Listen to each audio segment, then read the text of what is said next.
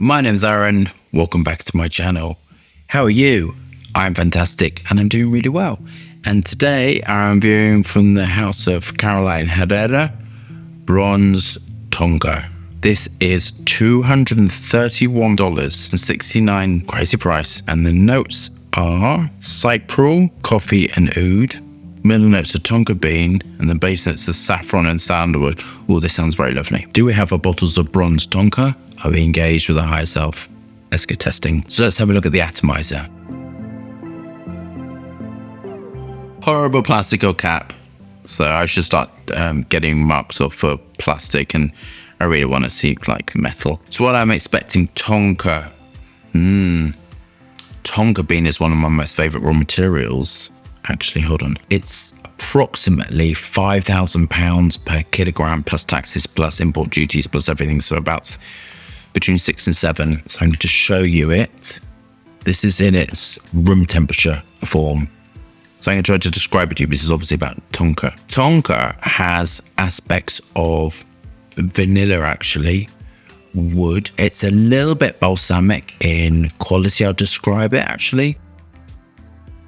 Sweet and fatty at the same time. There's a sort of a natural sweet fattiness, and obviously there's a lot of cumin in there. I really love working with it. On its own, it's okay. It's a little bit basico.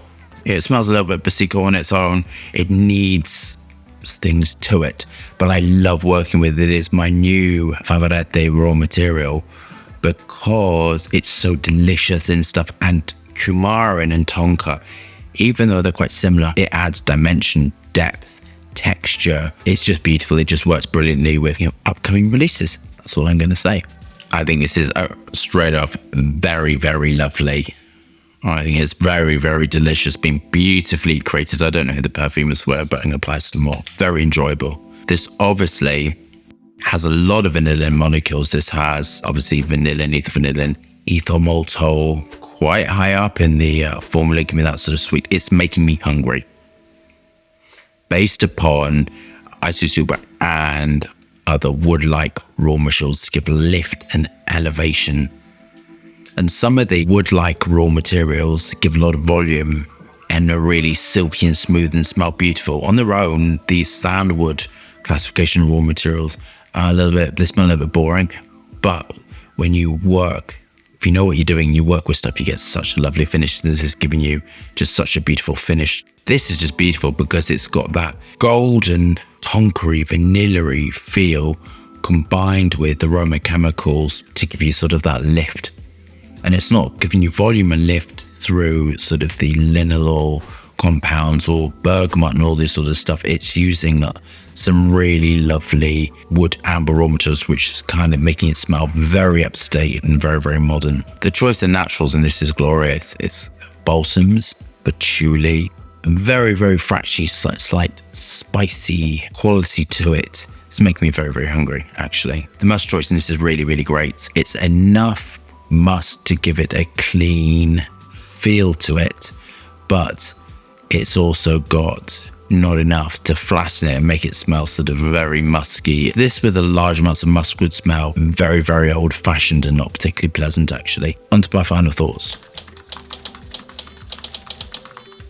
I love this. It smells along the lines of the Paco Rabanne Million series. I think they're very artificial and I think they're lovely. It's not a criticism, but there's a thing where Rabanne uses large amounts of these amber raw materials, and then this is in keeping with that, but it's been toned right down and smells more sophisticated.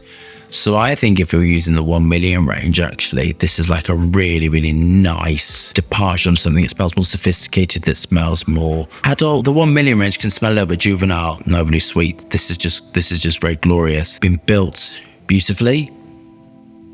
It's very radiant. It's got enough of these aroma chemicals, the amber raw materials like the ambroxanil or limbinol, to make it smell youthful, but it's been constructed in a way to give you lift and volume and substantiality. Instantly likable, very, very familiar. The price, I think the price is really good. I don't know if women could particularly wear this, but I think if you love wood, amber, vanilla, tonka sort of fragrances, then I think you'll love this. I would have loved something a little bit different added to this to just give it a bit of interest. I actually think a little bit of frankincense would have been really, really beautiful with this.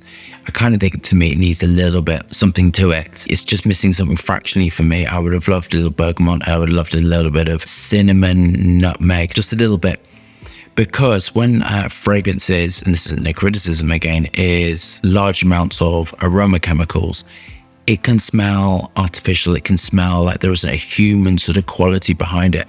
And I would have loved that with some naturals. The naturals in this aspect, even a trace amounts, would have given it more of a natural feel. And to me, that's my only criticism of this, that it smells quite artificial.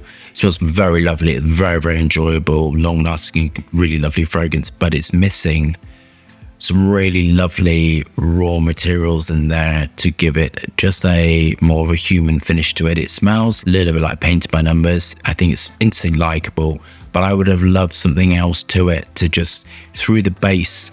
You know, we're talking about tonka, and you could have just gone on adding in, I mean, frankincense would have been gorgeous in this. You know, I think that would have been lovely with some lemon, actually. Some lemon and frankincense would have been lovely to pop this through. And I think it's kind of what's missing.